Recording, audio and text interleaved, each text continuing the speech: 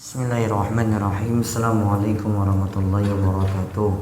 Waalaikumsalam warahmatullahi wabarakatuh. Alhamdulillahilladzi hadana li hadza wa ma kunna linahtadiya laula an hadana Allah. Laqad ja'at rusulu rabbina bil haqq wa nudu an tilkumul jannah uristumuha bima kuntum ta'malun. Wa asyhadu an la ilaha illallah wahdahu la syarikalah wa asyhadu anna Muhammadan abduhu wa rasuluh. Allahumma salli ala nabiyyina Muhammad wa ala alihi wa man tabi'ahum bi ihsan ila yaumiddin. Allahumma inna nas'aluka al-jannah wa na'udzu bika minan nar.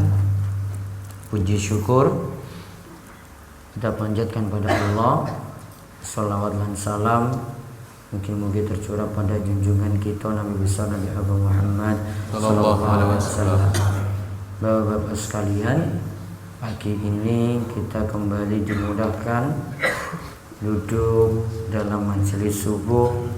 Mugi-mugi sebagaimana doa Nabi SAW, Allahumma barik li ummati fi bukuriya, ya Allah berkahilah umatku di waktu paginya. Mugi-mugi kita dapat keberkahan dari waktu pagi. Baik, kali ini kita lanjut kitab Bulughul Maram. Nanti yang sudah mendapatkan buku bisa merutinkan kajian ini, karena ini rutin setiap ahad pagi kecuali ahad legi.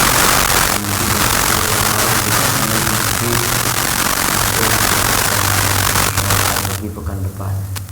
Nah, sekarang masih dalam syarat-syarat sah salat. Kita lihat halaman 80 hadis 231. Hadis 231. Coba dibaca. Wa an Abi Marthatil Ghanawi radhiyallahu anhu qala sami'ta Rasulullah sallallahu alaihi wasallam yaqulu la tusallu ila al-quburi wa la tadrisu 'alaiha, rawahu Muslim. Dari Abu Murtathidin Al-Ghanawi radhiyallahu anhu berkata, aku mendengar Rasulullah sallallahu alaihi wasallam bersabda, janganlah kalian sholat menghadap kubur dan janganlah duduk di atasnya. Diriwayatkan oleh Muslim. Taib. Di sini disebutkan beberapa faedah. Satu, hadis ini menunjukkan haramnya sholat menghadap kubur.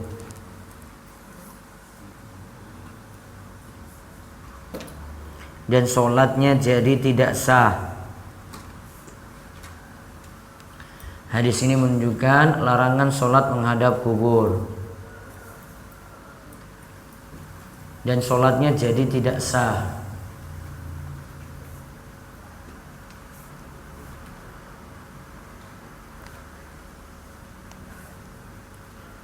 Kenapa dilarang? Nah, ini sebab dilarangnya itu dicatat. Sebab larangannya karena tasyabbuh atau menyerupai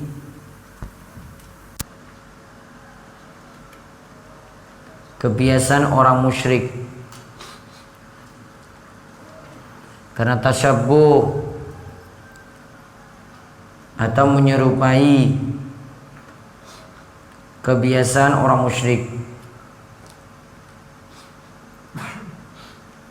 yang biasa menyembah kubur atau iktikaf di sisi kubur.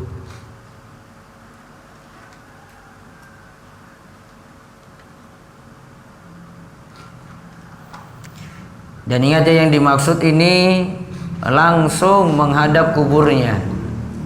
Ini sering dilakukan oleh orang-orang yang disebut kuburiyun, penyembah kubur, atau juga dari pemahaman atau keyakinan orang Syiah. Mereka di depan kuburnya orang-orang soleh mereka sholat di situ. dan bahkan nganggap lebih afdal dibanding sholat di masjid. Kemudian faedah yang kedua, hadis ini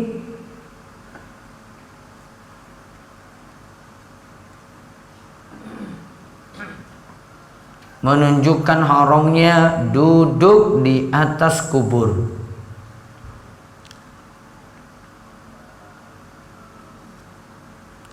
Sebabnya karena hal itu menghinakan seorang muslim. Karena hal itu menghinakan seorang muslim. Karena kubur adalah rumahnya. Karena kubur itu adalah rumahnya.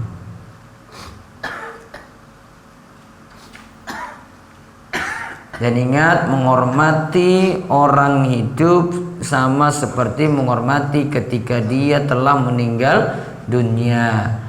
Saat memandikan jenazah saja tidak boleh diperlakukan kasar itu. Walaupun wis mati, dipukul-pukul boleh nggak? Ketika sudah menjadi mayit itu boleh atau tidak? Nggak boleh. Kita hormati dia ketika dia itu masih hidup, dengan dia ketika sudah meninggal dunia.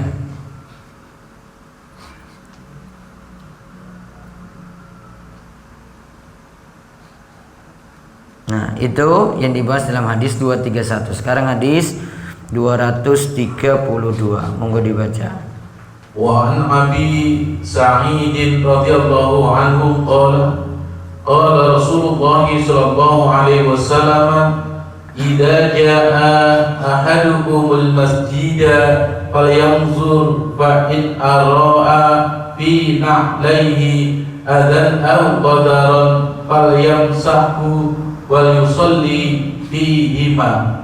Akhrajahu Abu Dawud wa sahahahu Ibnu Uzaimah.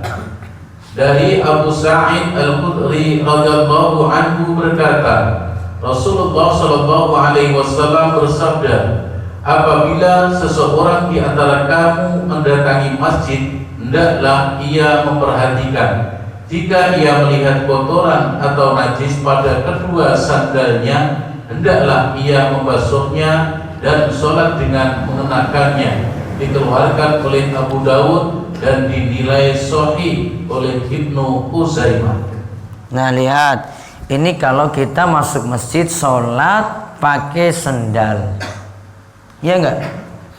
Boleh atau tidak sekarang? Kurang wangun. Terus kapan baru boleh? Iya, kapan baru boleh pakai sendal? Kalau suci sendalnya. Bisa kalau mau pergi tablik.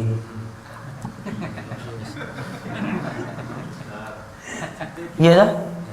Keluar dapat pinggir jalan, orang no masjid, ya wes, kasurnya disimpan dulu di situ, terus tasnya sholat di tempat, ada air yang nganggo air, kalau nggak ada air tayamum. Iya, pas lagi tablik itu bisa dipakai itu tadi. Tablik ini apa tuh? Aku tablik apa orang ini? Tablik juga sama, saya nyampaikan ke masa saya kayak begini nggak tablik juga. Ini tablik juga ini. Ente aja nggak tahu. Saya pernah waktu di mobil pas di Arab itu mau pergi ngulang itu orang-orang TKI. Terus lewat orang Pakistan, bukan lewat orang Pakistan, saya naik mobilnya. Terus dibilang, kenapa kamu nggak tablik? Saya tablik juga ini, mau pergi ngulang orang ngaji ini. Sama nggak? Namun saya nggak bawa kompor, cuma bawa kitab aja. Gitu. Orang bawa kasur, apa mana? Kompor bojone apa kompornya dewi? Takut lapar, Pak. Oh, takut lapar. Iya. Kenapa nggak pasrah saja pada Allah? Ya, marung jauh kalau sendirian tuh. Mau gini lagi. Sendal, kan pakai sendal toh. Nah, sendalnya ini masuk masjid. Masjidnya ini enggak karpetan atau enggak keramikan. lemah. Nabi SAW kalau masuk, maka beliau lihat dulu di sendalnya. Kalau ada kotoran, tadi ada apa, kotoran atau najis, beliau usap tadi kotoran atau najisnya itu ke tanah. Baru kemudian pakai sendal untuk sholat dalam masjid. Jadi diusap ke tanah. Apa istilah kita gini? Nah, dia giniin. Wes, set, set.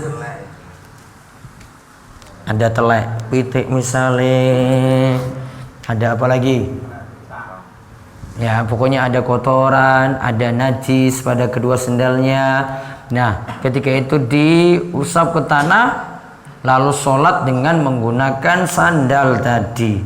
Nah sekarang faedahnya dicatat. 1. Boleh sholat pakai sandal.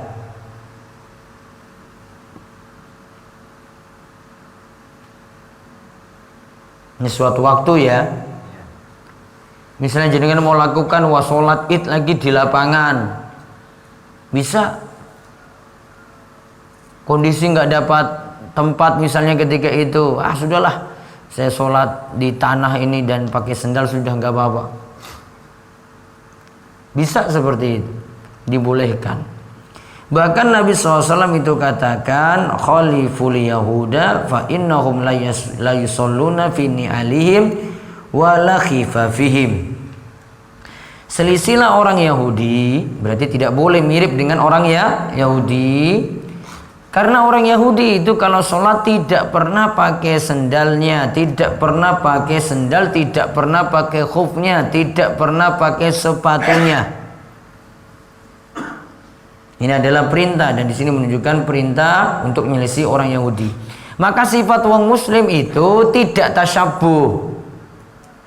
Gak sedikit-sedikit niru wong kafir. Ya memang tidak ada pada tradisi orang muslim yang gak boleh diikuti. Contoh misalnya itu budaya mereka, tiup lilinnya. Kapan tuh tiup lilinnya?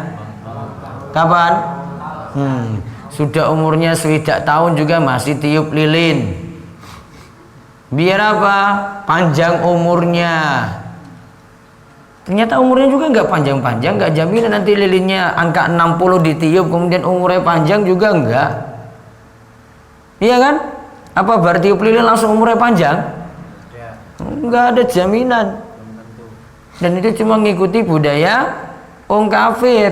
Ada nggak Abu Bakar, Umar, Utsman, atau lihat anak-anak mereka misalnya Aisyah lagi ulang tahun terus tiup lilinnya gitu? Ada? Nggak ada. Wah kalau ada itu para sahabat sudah ceritanya sudah banyak gitu di masa dulu itu. Wah dulu itu Aisyah ulang tahun. Ya, terus Abu Bakar datang ke rumah Nabi SAW merayakan ulang tahun bersama gitu, makan bareng, tiup lilin tadi. Nggak ada kan? Nggak ada. Contohnya lagi apa? Merayakan pergantian tahun dan sifatnya itu yang kita istilahkan maulid, hari lahir, hari lahir. Tadi pergantian tahun. Kalau tengah-tengah kita apa berarti? Tahun baru. Apa di dalam tahun baru itu? Nunggu sampai pergantian tahun, terus pesta apa? Kembang api, mercon, dan habis uang sia-sia. Satu malam habis 1 juta satu orang. Dihitung warga Jogja dan Gunung Kidul berapa? Ratusan juta, bukan ratusan juta, triliunan. Semalam itu habis cuma karena pesta mercon dan kembang api. Sia-sia enggak? Sia-sia. Buang-buang uang enggak itu? Buang-buang uang. Enggak ada manfaat. Terus apa isinya kalau malam tahun baru kalau gitu? Apa? Tidur. Iya kan? Paling enak itu. Orang ribut kanan kiri, kita tidur, bangun subuh, sholat subuh. Apalagi tadi maulid macam-macam, merayakan ulang tahun anaknya, ya. Tadi juga tasyabbuh dengan Natalnya orang Nasrani, merayakan Maulid Kanjeng Nabi. Nabi SAW tidak pernah syariatkan seperti itu. Nah, sekarang faedah berikutnya lagi.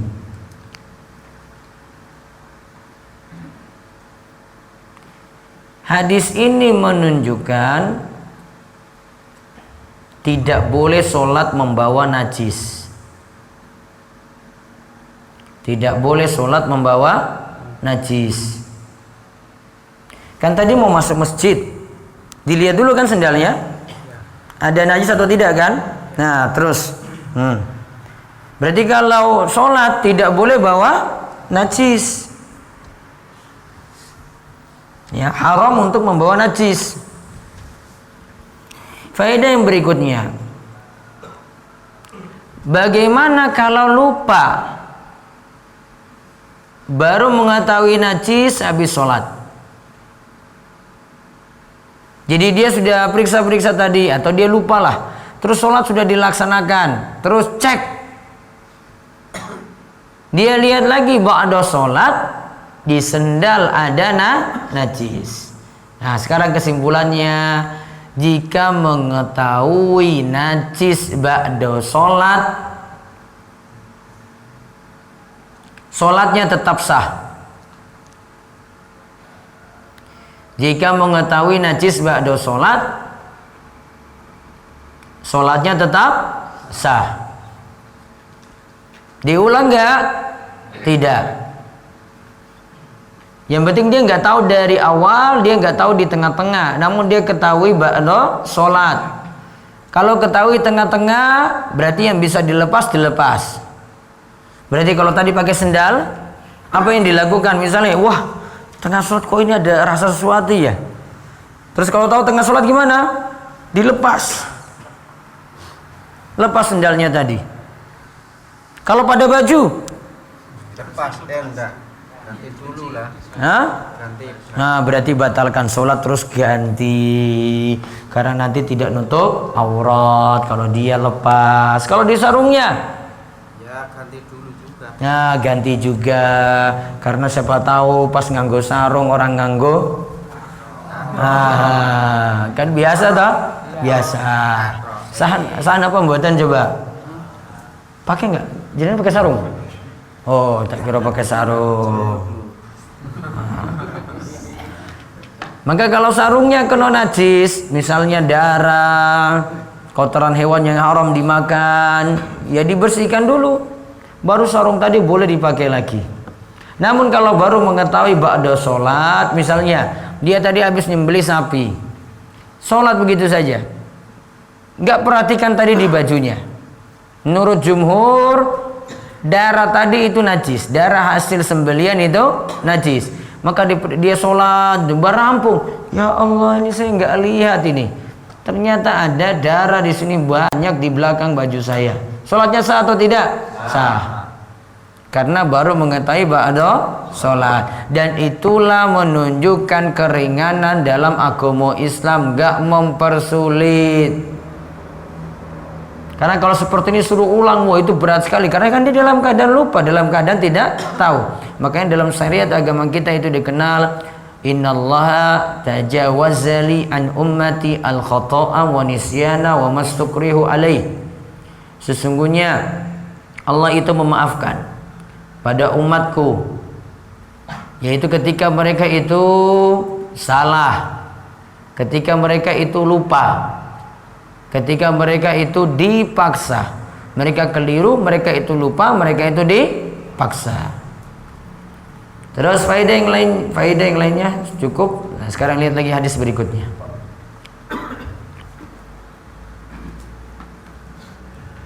Wa an Abi Hurairah radhiyallahu anhu qala Rasulullah sallallahu alaihi wasallam, idza badi'a ahadukumul adha bi khufayhi wa tahuruhu makturahu, akhrajahu Abu Dawud wa sahahahu Ibnu Hibban.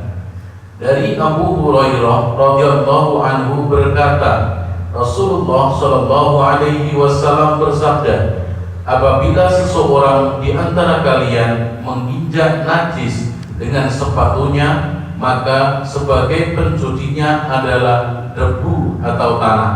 Dikeluarkan oleh Abu Dawud. Hadis ini sahih menurut Ibnu Hibban. Taib. Tadi ada istilah menginjak. Tadi ada kalimat yang terlewat di sini waktu bahas duduk di atas kubur. Kalau duduk saja tidak boleh, gimana kalau injak-injak kubur?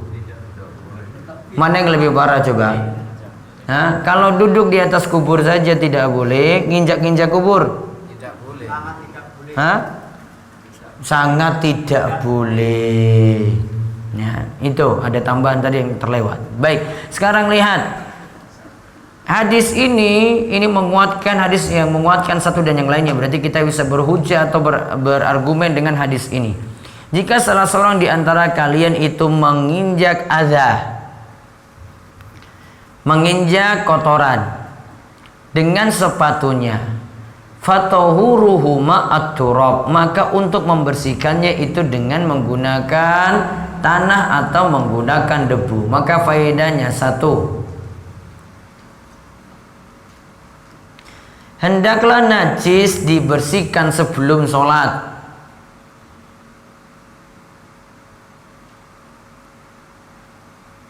Hendaklah najis itu dibersihkan sebelum sholat.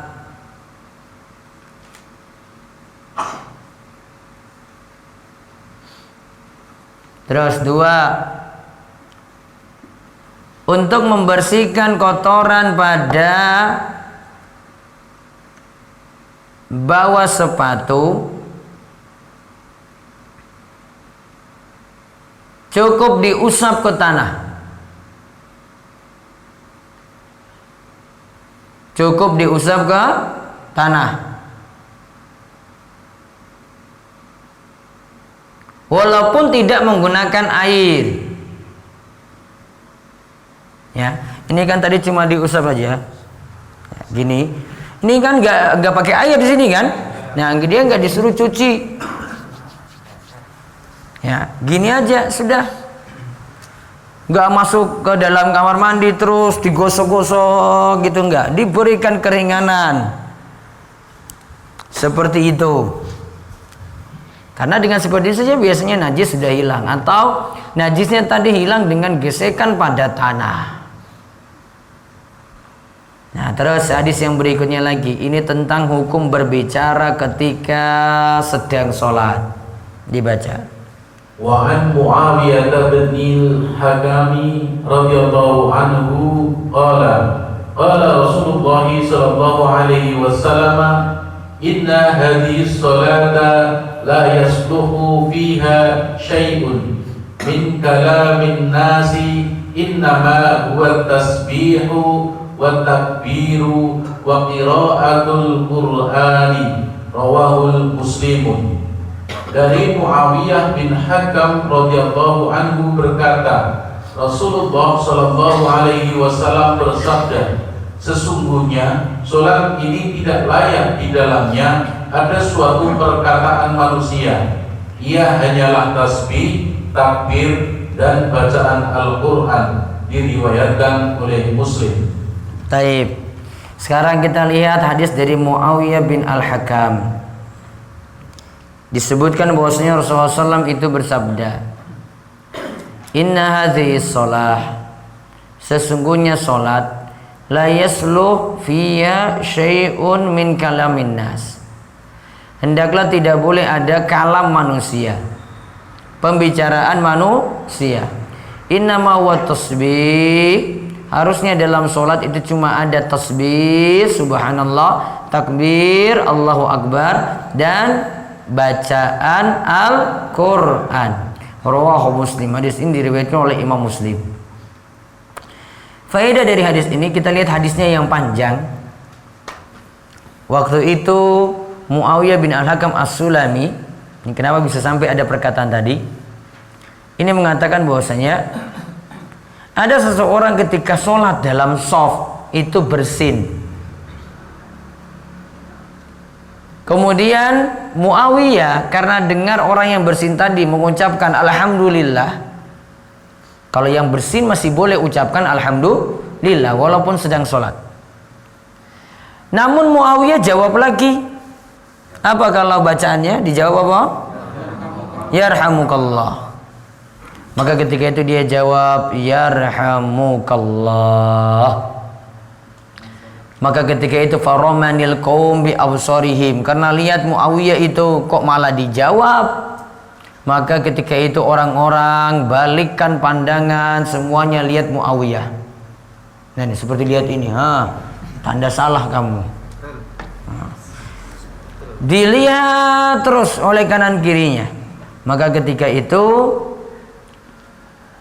Muawiyah malah jawab lagi. Wasukla Umayyah masya'nukum tanzuruna ilayya. Muawiyah itu jawab lagi, ini ada apa? Kok kalian tuh lihat saya?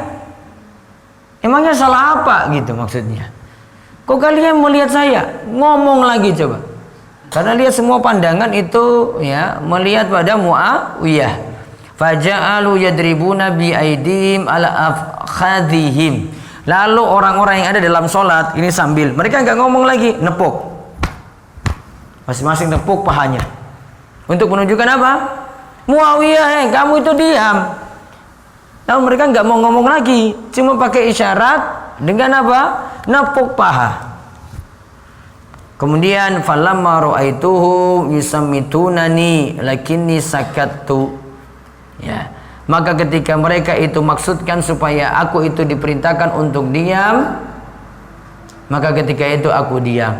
Falamma shalla Rasulullah ketika Rasulullah selesai sholat, fabi abi huwa wa ummi, maka Muawiyah katakan, demi bapakku dan ibuku, ma ra'aitu mu'alliman qablahu wala ba'dahu, aku tidak pernah melihat ada yang mengajarkan dengan sangat bagusnya sebelumnya ataupun sesudahnya, ahsan ta'liman minhu, yang lebih baik pengajarannya dari Nabi sallallahu alaihi wasallam. Wallahi maka horoni, beliau itu tidak menghardikku, wala dorobani, Nabi SAW juga tidak memukulku, wala syatamani, Nabi SAW juga tidak mencelaku. Kemudian Nabi SAW itu katakan, inna hadhihi sholah la yaslu fiha syai'un min kalamin nas. Ingatlah bahwasanya sholat itu tidak boleh ada kalam manusia. Yang namanya sholat cuma ada tasbih, takbir dan bacaan Al-Quran. Baru paham di situ bahwasanya dalam sholat tidak boleh ngobrol. Sholat Muawiyah sah atau tidak? Nabi SAW suruh ulang nggak itu? Suruh ulang atau tidak? Tidak ada cerita di sini. Berarti sholat Muawiyah karena tidak tahu seperti itu maka sholatnya sah. Nah sekarang kita lihat faedahnya. Satu, tidak boleh berbicara dalam sholat. Pokoknya kalau sudah keluar kata ada dua huruf terucap gitu, atau dua suku kata terucap dan kita apalagi pahami artinya, maka sholatnya batal. Ya, sholatnya batal ketika itu. Lihat tikus lewat lagi sholat, terus dia teriak, ha, itu sudah berapa itu? Banyak kali itu. Kalau haha dua suku kata berarti batal. Kalau baru satu saja belum. Kalau dua sudah batal. Pokoknya kalau sudah ada kalam manusia, kata-kata atau pembicaraan manusia, sholatnya itu jadi batal. Kemudian faedah yang lainnya lagi. Kalau berbicara dalam sholat dalam keadaan lupa atau tidak tahu hukumnya, sholatnya sah.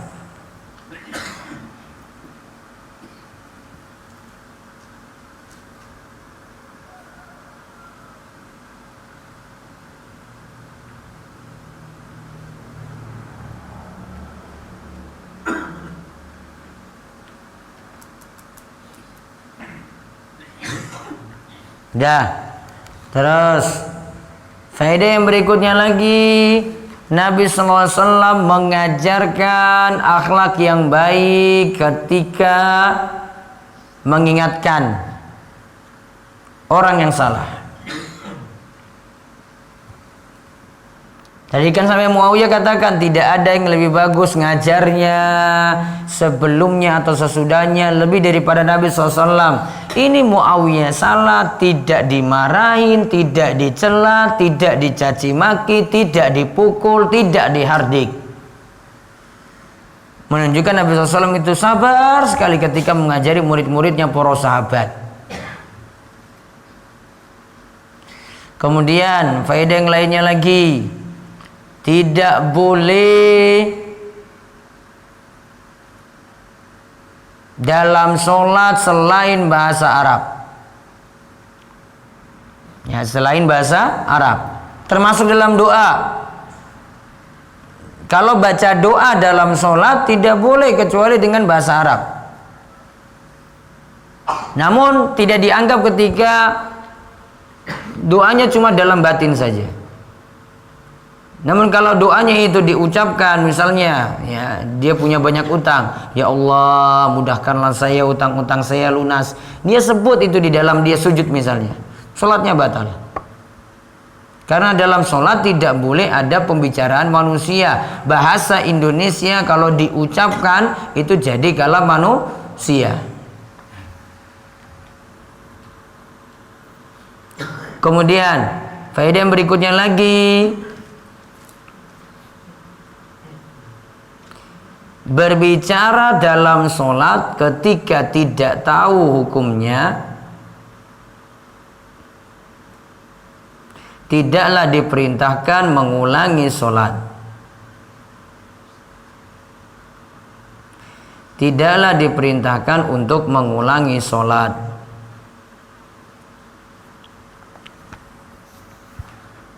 Nah, sekarang kita lihat tentang orang-orang yang berbicara dalam sholat kemudian ditegur di sini. Lihat hadis 235. Wa an Zaid bin Arqamah radhiyallahu anhu qala in kunna lanatakallamu fi sholati ala ahdin nabiyyi sallallahu alaihi wasallam yukallimu ahaduna sahibahu bihajatihi hatta nazala hafizu ala sholawati wassolatil wusta wa qumu lillahi qanitin. Al-Baqarah ayat 238. Fa umirna bisukuti wa nuhina 'anil kalami. Muttafaqun alaihi wa lafzul lil muslimin. Dari Zaid bin Arqam radhiyallahu anhu berkata, kami benar-benar pernah berbicara dalam sholat pada zaman Nabi sallallahu alaihi wasallam. Salah seorang di antara kami berbicara kepada temannya karena sebuah keperluan. Lalu turunlah ayat, peliharalah segala sholatmu dan sholat yang tengah dan berdirilah untuk Allah dengan khusyuk. Lalu kami diperintahkan untuk diam dan kami dilarang untuk berbicara. Muttafaqun alaihi, dan lafaz hadis ini menurut riwayat Muslim. Baik, kita lihat. Ini dulu orang-orang itu biasanya ngobrol saat sholat. Di sini dikatakan kami berbicara dalam sholat pada zaman Nabi SAW. Ketika itu kami berbicara kepada teman karena sebuah keperluan. Padahal lagi apa? Lagi sholat. Terus turun ayat, hafidhu ala sholawati wa sholatil wusta wa qumu lillahi qanitin. Al-Baqarah 238. Peliharalah sholat, segala sholatmu dan sholat yang tengah. Diberi catatan sholat yang tengah di sini adalah sholat asar. Sholat wusta atau sholat yang tengah ini adalah sholat asar. Dan berdirilah untuk Allah dalam keadaan khusyuk. Lalu setelah ayat ini turun, karena disuruh khusyuk dalam sholat, maka Akhirnya para sahabat diam ketika sholat dan dilarang untuk berbicara. Faedah yang bisa diambil dalam hadis: satu, dilarang berbicara ketika sholat, baik sholat wajib maupun sholat sunnah. Dilarang berbicara ketika sholat, baik sholat wajib maupun sholat sunnah. Kemudian faedah yang kedua, berbicara ketika sholat membatalkan sholat.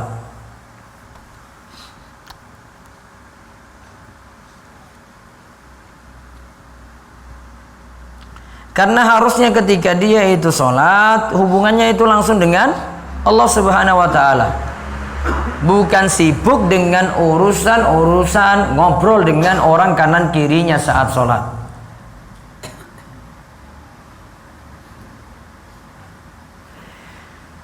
Kemudian faedah yang berikutnya lagi,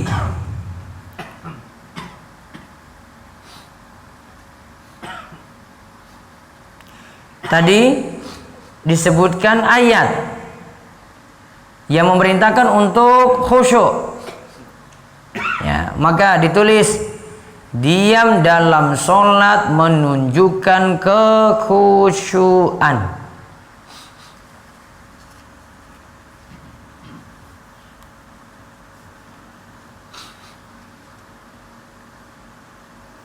Diam dalam sholat menunjukkan kekhusyuan.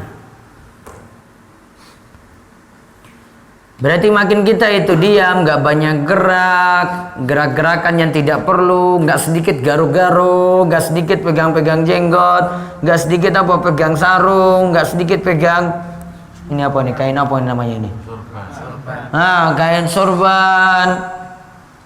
Ya, dia cuma khususkan untuk gerakan-gerakan sholat saja, maka itu lebih khusyuk. Itu akan lebih khusyuk.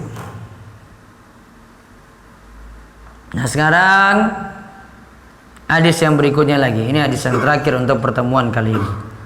Hadis 236. Wa an Abi Hurairah radhiyallahu anhu qala Rasulullah sallallahu alaihi wasallam at-tasbihu lirrijali wa tasfiqu lin-nisa'i muttafaqun alaihi zada Muslimun fi salati. Dari Abu Hurairah radhiyallahu anhu, Rasulullah sallallahu alaihi wasallam bersabda, mengucapkan tasbih itu bagi laki-laki dan menepuk tangan itu bagi perempuan. Muttafaqun alaihi. Imam Muslim menambahkan di dalam sholat. At-tasbih lirijal wa tasfiq lin-nisa. Untuk mengucapkan tasbih subhanallah itu untuk laki-laki, sedangkan untuk menepuk punggung telapak tangan itu untuk perempuan. Nah, sekarang kita bahas hadis ini. Ini ketika menegur imam ketika imam itu salah. Kata Nabi SAW, hadis lengkapnya, idza nabakum syai' fi sholati fal yusabbih rijal wal tasfiq lin nisa.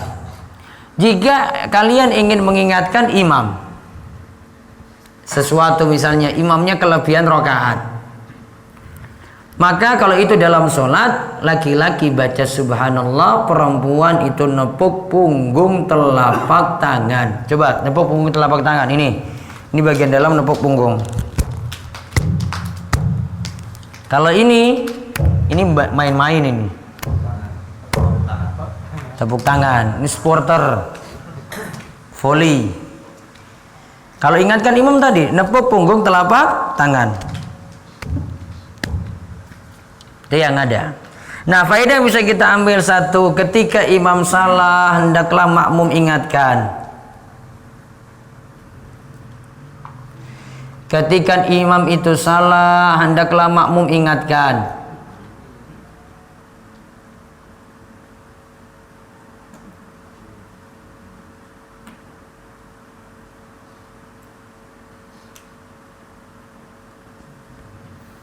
Kemudian faedah yang berikutnya, laki-laki mengingatkan imam dengan ucapan subhanallah.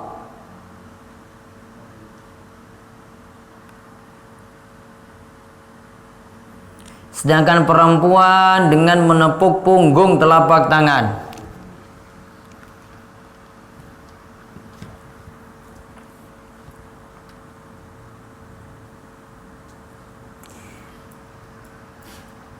Kemudian faedah yang berikutnya lagi, suara perempuan bisa menggoda. Karena di sini dialihkan, di sini tidak pakai subhanallah. Namun disebutkan apa di sini? Nepuk punggung telapak tangan. Kemudian menepuk tangan itu kebiasaan perempuan, bukan laki-laki.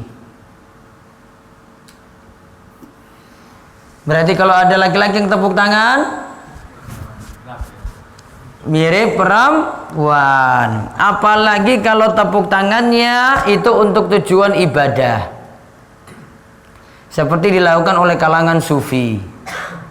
Sufi itu kalau mau nyanyi-nyanyi untuk ibadah, mereka tepuk tangan, tepuk tangan, tepuk tangan. Ini sama seperti ibadahnya orang musyrik juga. Allah katakan dalam surat Al-Anfal ayat 35, "Wa ma kana sholatuhum indal baiti illa muka'an wa tasdiyah."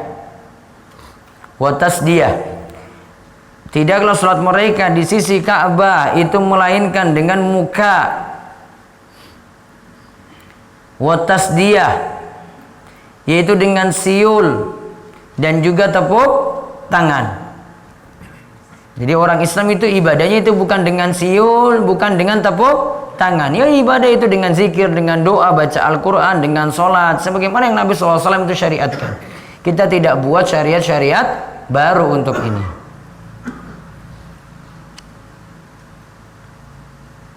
Kemudian faedah yang berikutnya, kalau seorang muslim takjub pada sesuatu, ucapkanlah Masya Allah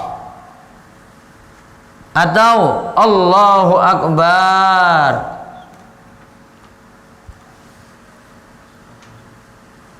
Ketika apa tadi? Takjub pada sesuatu, ucapkanlah Masya Allah atau Allahu Akbar.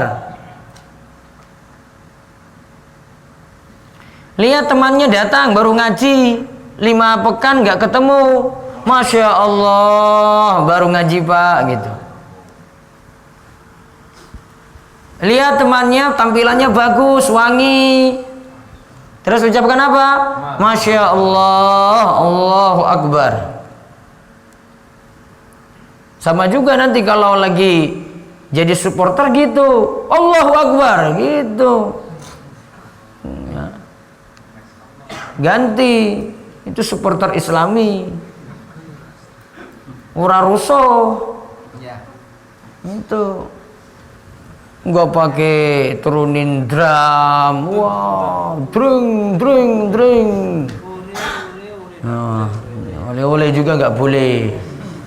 Ganti Masya Allah, Allahu Akbar. Lihat ada anak kecil, ya, tampangnya bagus gitu, Masya Allah, Allahu Akbar gitu. Kalau tampaknya pun tidak boleh, enaknya siapa itu tidak boleh ya Pak. Hah?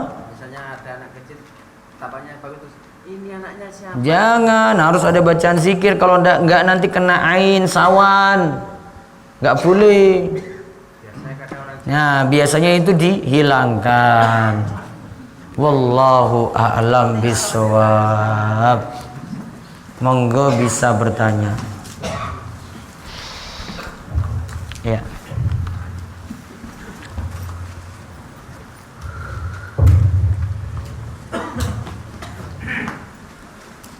Assalamualaikum warahmatullahi wabarakatuh. Waalaikumsalam warahmatullahi wabarakatuh. Terima kasih untuk yang diberikan pasangan untuk beberapa pertanyaan yang akan saya tanyakan pada Ustaz. Yang pertama mengenai hal sebatas manakah gerak-gerak sholat yang membatalkan sholat, karena gerak-gerak sholat sholat itu seakan-akan kita semuanya juga menggerakkan tangan dan membunyikan sesuatu.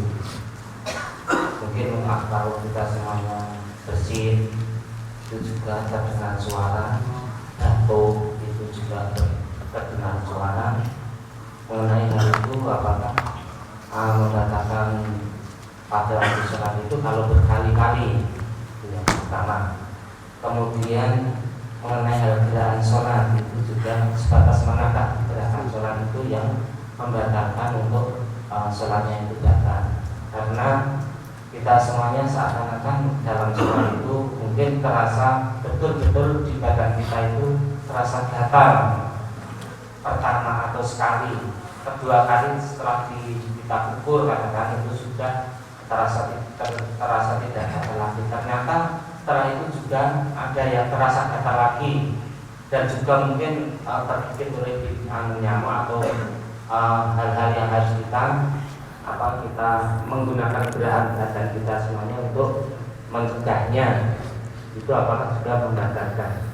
Itu mengenai hal gerak-gerak sholat dan mengenai hal pembicaraan atau dalam bicaraan atau suara-suara dalam sholat. Itu yang pertama. Itu aja dulu, nanti yang keduanya akan saya sambung setelah ini dijawab. Terima kasih. Gerakan di luar sholat yang membatalkan sholat jika memenuhi 3 syarat. 1. Kalau gerakannya itu kalau batal ya banyak. 2. Berturut-turut. 3. Tidak dalam keadaan butuh. Coba diulang. 1. Banyak. 2. Berturut-turut. 3. Tidak dalam keadaan butuh. Maka kalau gerakannya banyak, tidak disyaratkan 3, bisa lebih daripada itu juga. Terus berturut-turut, ya, dia pegang HP, terus jawab, terus taruh HP lagi gitu saat dia itu sholat. Orang-orang kan nilai itu sebenarnya bukan sholat, karena sudah berturut-turut itu sudah terlalu banyak. Kemudian bukan dalam keadaan butuh. Berarti kalau dalam keadaan butuh boleh. Misalnya saf sebelah kanannya kosong karena jamaah yang sebelah kanan tadi keluar untuk wudu, sholatnya batal. Dia gerak ke kanan 1 atau 2 langkah untuk nutupi saf, seperti itu boleh. Gerakannya tadi ada memang, terus berturut-turut tapi dalam keadaan butuh. Maka 3 syarat. Apa 3 syaratnya? 1 banyak, 2 berturut-turut, 3 dalam keadaan butuh. Kalau 3 syarat ini terpenuhi, maka sholatnya jadi batal. Seperti itu. Yang kedua, mengenai hal doa-doa sholat. Tadi dikatakan bahwa setelah kita bersolat seharusnya kita membaca doa-doa sholat yang sudah diajarkan. Dan juga ada suatu yaitu suruhan supaya kalau sujud itu setelah membaca doa tuntunan sujud itu diperbolehkan untuk berdoa atau diperbanyak doa-doa.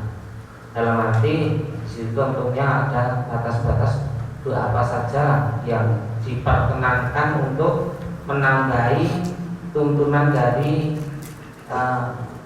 Rasul yang sudah diajarkan di kalangan masyarakat dalam doa-doa sholat. Katakan kalau doa sujud itu sudah ada pedoman atau sudah dikenal oleh warga masyarakat, tetapi untuk tambahannya itulah sebatas mana yang diperbolehkan untuk menambahkan dalam doa sujud itu. Terima kasih.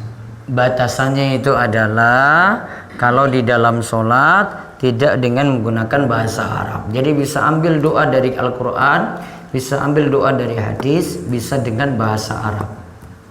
Ya, namun tidak boleh pakai bahasa Indonesia.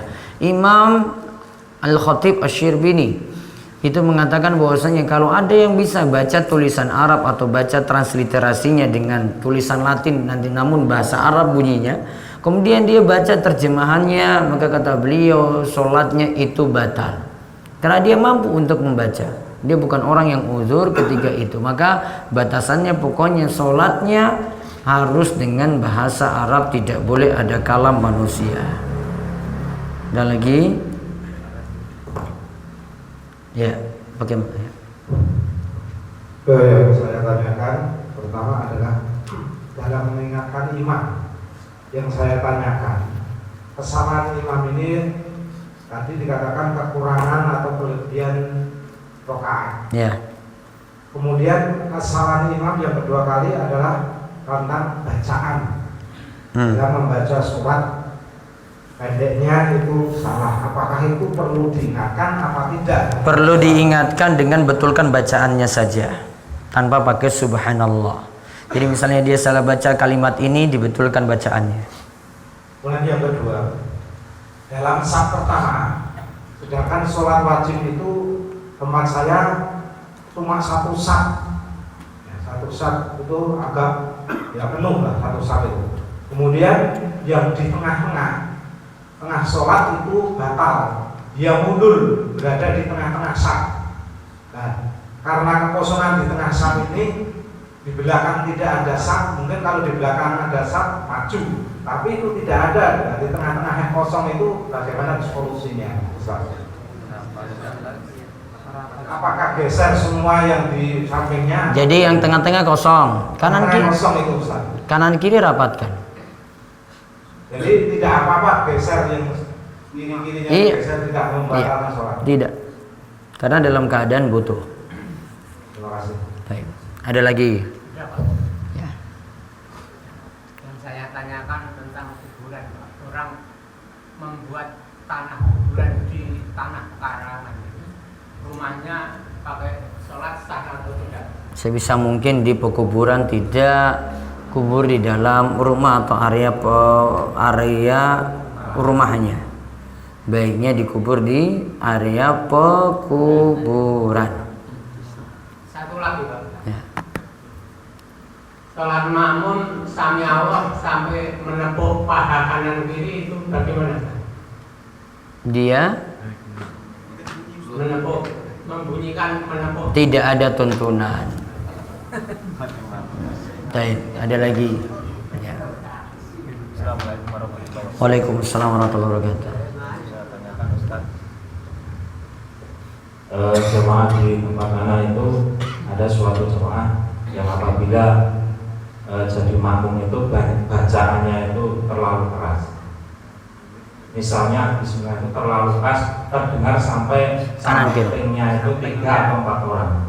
Itu sudah selalu dinasihatin untuk nggak terlalu keras, tapi dia itu nggak. Terus saya itu kalau mau berdampingan itu merasa gak nyaman atau gak khusyuk.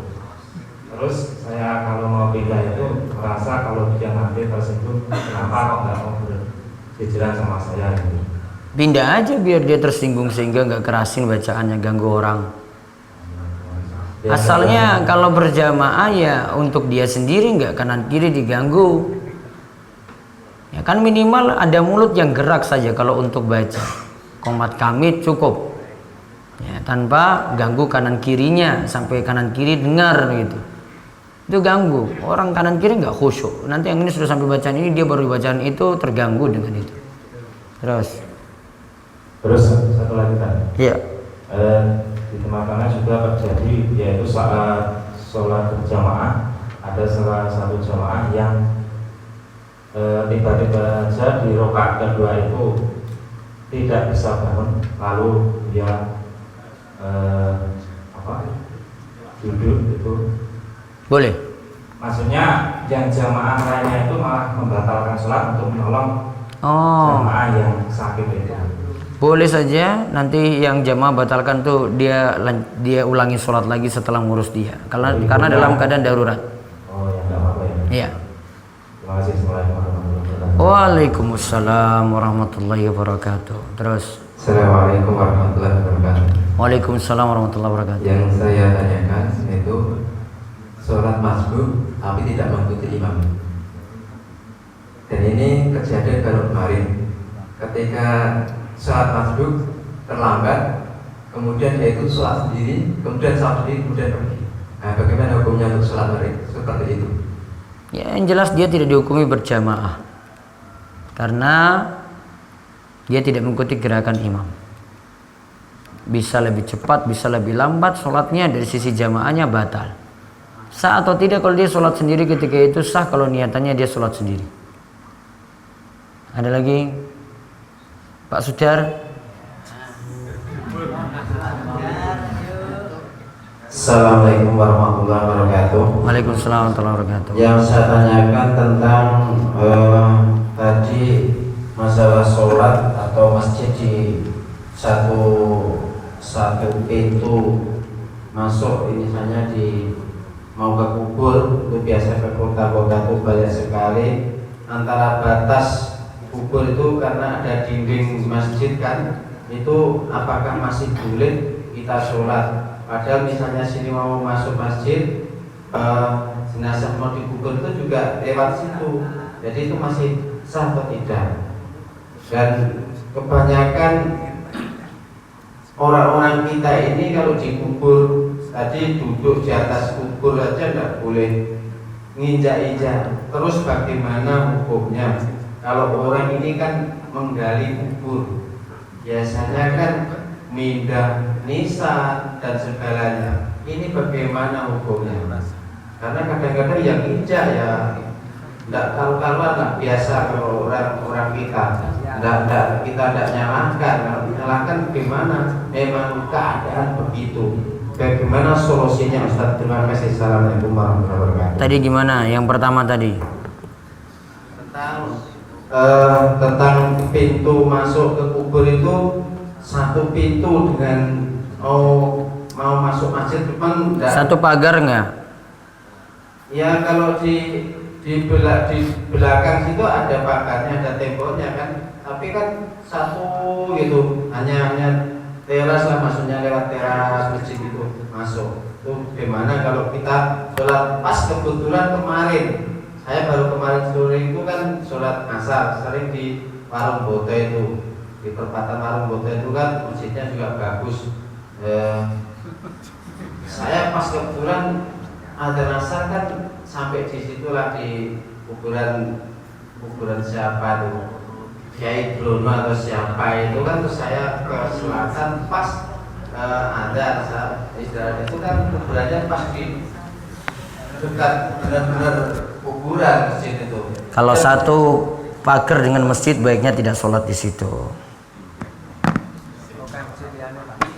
Cari masjid lainnya. Ya karena pas itu kan Sudah wes aku wes jawab begitu. Terus ulang-ulang.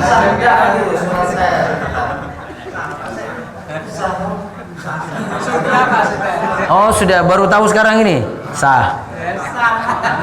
Yang kedua. Yang kedua tadi apa ya? Ini banget. Saat menggali kubur, yo hati-hati ya, di kanan kirinya pokoknya nggak boleh diganggu kuburnya. Yang penting tidak duduk, tidak injak kubur. Misalnya dibilang tetap tidak boleh. Loh saya kira kuburan cerita loh ya, bentar rapat kira iso loh. Kadang-kadang namanya orang Jawa gini, sultanan itu ngesultanan loh. Kadang-kadang habis dipakai itu dipakai lagi loh. Itu bagaimana hukum? Kecuali darurat. Ya udah, kalau ada darurat terima kasih. Udah hijau loh. Ini sesok daftar dari penggali kubur. Yuk, boleh saya Ya, taib, cukup ya. Minggu depan di Masjid Agung Al Ikhlas Wonosari, jadi tidak ada di sini. Baik, itu saja kita cukupkan ya. Bentar, saya pikir apa lagi tadi. Oh iya, untuk warga Wara nanti malam ada pertemuan Mbak Dongisa di sini, diundang untuk seluruhnya karena undangan sudah disampaikan oleh Pak RT langsung. Ya, nanti mohon sampaikan kepada warga lainnya untuk hadir. Pak Dongisa ada pertemuan penting di pesantren Darus Solihin. Demikian kita cukupkan, kita tutup, kalian doa kafaratul majlis. Subhanakallahumma bihamdika asyhadu an la ilaha illa anta astaghfiruka wa atubu ilaik. Assalamualaikum warahmatullahi wabarakatuh. Ya, jangan lupa salat isyraq kali rakaat.